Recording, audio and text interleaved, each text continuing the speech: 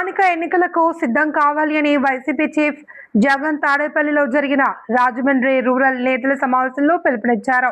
మరో ఏడాదిలో నా పాదయాత్ర ప్రారంభమవుతుంది అని, ఆ తర్వాత ఏడాదిలో జరిగే ఎన్నికల్లో విజయం మనదే అని, వెన్నుపోటు పార్టీ అధ్యక్షుడు సిబిఎన్ ఒక్క హామీ నిలబెట్టుకోలేదన్నారు. గవర్నమెంట్ పై తీవ్ర వ్యతిరేకత ఉంది, ఎన్నికల్లో అది కనబడకూడదు అని పోలీసులు ప్రయోగిస్తారు, వాటిని ఎదుర్కొనే యుద్ధం చేద్దాము అని పిలుపునిచ్చారు జగన్. రాజమండ్రి రూరల్ నియోజకవర్గం నుంచి వచ్చిన వైఎస్ఆర్ సిపికి సంబంధించిన ముఖ్యమైన నాయకులు, పార్టీ విభాగాల్లోని వివిధ హోదాల్లో పనిచేస్తూ ఉన్న అందరికీ కూడా, నాయకులకు, కార్యకర్తలకు, స్నేహితులకు అందరికీ కూడా హృదయపూర్వకంగా వెల్కమ్ చెప్తా ఉన్నాను. మీ అందరికీ కూడా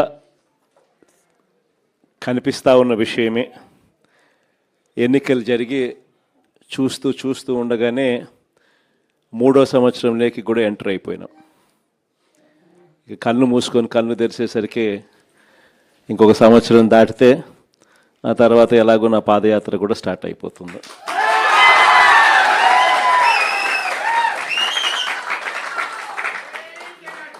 కళ్ళు మూసుకొని కళ్ళు తెరిచేసరికి ఈ 2 ఏళ్ళు కూడా ఇట్టే ముగిసిపోతాయి. చూస్తా 3వ ఏడాది కూడా వేగంగా గడిచిపోతూ ఉన్న పరిస్థితులు కూడా చూస్తూ ఉన్నాం. ఈ క్రమంలో ప్రతి ఇంట్లో కూడా ఇప్పటికే చర్చ మొదలైంది. మామూలుగా 2 సంవత్సరాలు పూర్తయిపోయి 3వ సంవత్సరం నడుస్తూ ఉన్నప్పుడు ఏ పార్టీకైనా కూడా, ఏ ప్రభుత్వానికైనా కూడా యాంటీ ఇన్కంబెన్సీ అన్నది మామూలుగా ఈ స్థాయిలో ఏదన్నా ఉంటే ఉంటుంది. బాగా చేస్తే అసలు మామూలుగా అయితే మనలాంటి పాలన చేస్తే అసలు ఉండకూడదు.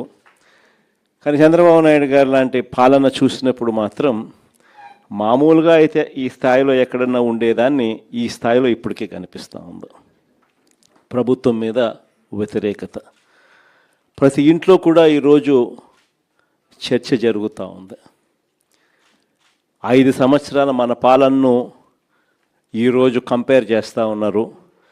చంద్రబాబు నాయుడు గారి ఈ 3 సంవత్సరాల ఈ పరిపాలనకు సంబంధించిన పరిపాలనతో మన పాలనకు, చంద్రబాబు నాయుడు గారి పాలనకు మధ్య తేడా చూస్తూ ఉన్నారు. గవర్నెన్స్ చూస్తే అక్కడ జగన్ ఉన్నాడు, వైఎస్ఆర్ కాంగ్రెస్ పార్టీ ఉంది. ఇక్కడ చంద్రబాబు నాయుడు ఉన్నాడు, వెన్నుపోటు పార్టీ ఉంది. తేడా అల్లా కేవలం ఒక మనిషే. కానీ పరిపాలన చూస్తే ఆ రోజు మన 5 సంవత్సరాల పాలనలో ఈరోజు ప్రతి ఇంట్లో కూడా చర్చ జరిగేది ఏమిటి అని అంటే, జగన్ ఎలా చేయగలిగాడు, చంద్రబాబు నాయుడు గారి పాలనలో ఎందుకు జరగడం లేదు అన్న చర్చ ప్రతి ఇంట్లో కూడా జరుగుతూ ఉంది. మన పాలనలో ఈ రోజుకి కూడా ఒక కార్యకర్తగా సగర్వంగా ప్రతి ఇంటికి మనం పోగలుగుతాం, చిరునవ్వుతో పోగలుగుతాం.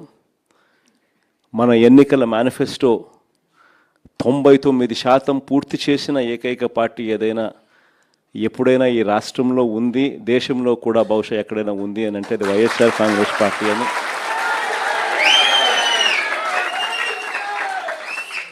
సగర్వంగా చిరునవ్వుతో ప్రతి ఇంటికి వెళ్ళి మా పాలనలో ఇలా జరిగింది అని చెప్పి కూడా గొప్పగా మనం చెప్పుకోగలుగుతాం. ఈరోజు మన పాలనకు, చంద్రబాబు నాయుడు గారి పాలనకు తేడా ప్రతి ఇంట్లో కూడా కంటికి కనిపిస్తూ ఉంది. ఎవరైనా చంద్రబాబు నాయుడు గారిని అడిగితే రెడ్ బుక్ రాజ్యం, ప్రశ్నించే గొంతు మీద కేసులు, అక్రమ కేసులు, మామూలు కేసులు కూడా కాదు, అక్రమ కేసులు, అరెస్టులు రొటీన్గా సాగుతూ ఉన్నాయి. ఈ లెవెల్లో రొటీన్గా సాగుతూ ఉన్నాయి అని అంటే లా అండ్ ఆర్డర్ అనేది గాడి తప్పింది. ఎందుకనంటే ఎప్పుడైతే పోలీసులను నువ్వు ఈ మాదిరిగా ఉపయోగించుకోవడం మొదలు పెడతావు, అప్పుడు ఆటోమేటిక్లీ గాడ్ అనేది తప్పిపోతుంది. ఈరోజు ఏ స్థాయిలో గాడి తప్పిందో మీరంతా కూడా చూస్తూ ఉన్నారు. మీ రాజమండ్రిలోనే జరిగిన ఘటన చిన్న ఉదాహరణ చెప్తా. ప్రియాంక అని చెప్పి డాక్టర్ ప్రియాంక అని చెప్పి ఓ పోస్ట్ గ్రాడ్యుయేట్ స్టూడెంట్ కళ్ళ ముందర కనిపిస్తూ ఉంది. సోషల్ మీడియాలో వీడియోస్ చూస్తే వైరల్ అవుతూ ఉన్నాయి. వీడియోస్ చూస్తే నిజంగా బాధ అనిపిస్తుంది. తాగిన మైకంలో మత్తులో, అది మరి గాంజాయా లేకపోతే మద్యమా ఏమో కానీ ఆ మత్తులో గుద్దడం ఒకసారి కూడా కాదు, గుద్దిన తర్వాత మళ్ళీ గుద్దుకుంటూ వెళ్ళిపోవడం.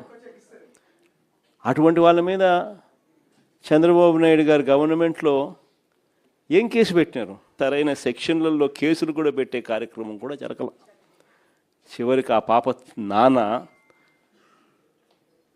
బాధతో మాట్లాడితే వైఎస్ఆర్ కాంగ్రెస్ పార్టీ అన్ని రకాలుగా తోడుగా నిలబడి ఆ కుటుంబానికి అండగా నిలబడితే ప్రజలు, వైఎస్ఆర్ కాంగ్రెస్ పార్టీకి సంబంధించిన కార్యకర్తలు అందరూ కూడా ఏకమై ప్రొటెస్ట్ తెలిపితే చంద్రబాబు నాయుడు గారు అయినా కూడా మనసు కరగని పరిస్థితిలో ఆ ప్రభుత్వం ఉంది. మరోవైపున చూస్తే దొంగ కేసులు ఏ స్థాయిలో ఉన్నాయి. మన అప్పలరాజు డాక్టర్ శ్రీకాకుళం ఒకసారి చూస్తే పాపం అప్పలరాజు కొడుకు బైక్ యాక్సిడెంటు, కారు కాదు, 18 ఏళ్ళ పిల్లోడు, బైక్ యాక్సిడెంటు. పాపం బైక్ యాక్సిడెంట్ పొరపాటున జరిగితే వెంటనే ఆ పిల్లోడు 108కి వెంటనే ఆ పిల్లోడే ఫోన్ చేసినాడు. ఆపి ఆ ఒక గొర్రెల కాపరిని గుద్దిన అతన్ని పాపం తానే సిపిఆర్ కూడా చేసినాడు. మళ్ళా అప్పలరాజే మళ్ళీ పోలీసులకు కూడా ఫోన్ చేసి కూడా పిలిపించినాడు. అప్పలరాజు మీద పెట్టిన కేసు ఏంది? మర్డర్ కేసు అంట. కుట్ర అంట మర్డర్. ఇక్కడేమో